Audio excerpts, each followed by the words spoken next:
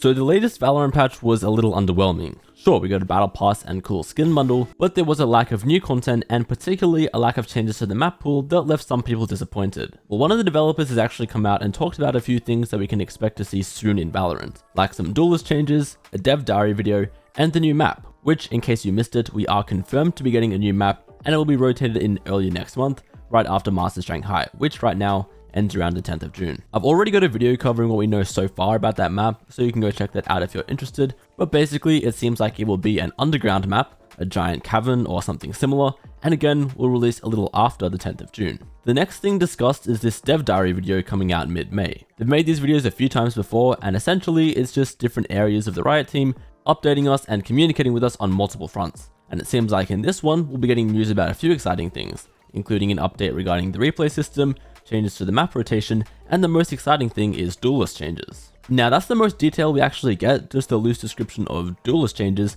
no indication as to which specific agents or what's actually happening to them, but if we look at the pick rates of these agents, we can make a solid assumption about what's going to be changing in patch 8.11. Also, just quickly, as far as the timeline goes, we are currently on patch 8.8, meanwhile these duelist changes that are being talked about are in patch 8.11, so that'll be as far away as mid-June, or even all the way until next act, which is 47 days away.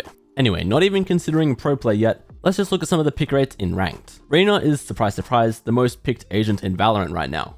Having said that, I don't actually expect her to change much, since it's more just the way she appeals to such an aggressive playstyle and in particular to smurfs that lead to this popularity.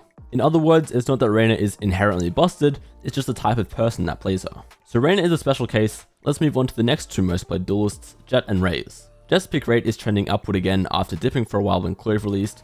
Meanwhile, Raze is hovering around a solid 6.5%. These two have always been the most popular, in a league of their own compared to the others, due to their movement abilities, and with that in mind, I strongly believe these two, particularly Raze, are going to be nerfed in patch 8.11.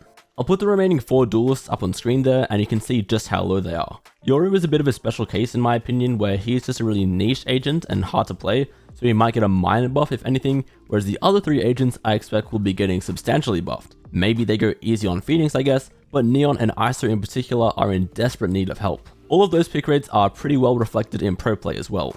Reyna is obviously an exception like I mentioned earlier, and then if anything here, Raze is the actual problem, which is why I expect her to be receiving the most dramatic changes of all the duelists next month. I might make a more in-depth video talking about the duelists and what could change with them, so if you'd be interested in seeing that, please let me know in the comments. Otherwise, this was just a quick video summarizing what we have to look forward to in the next month or so for Valorant.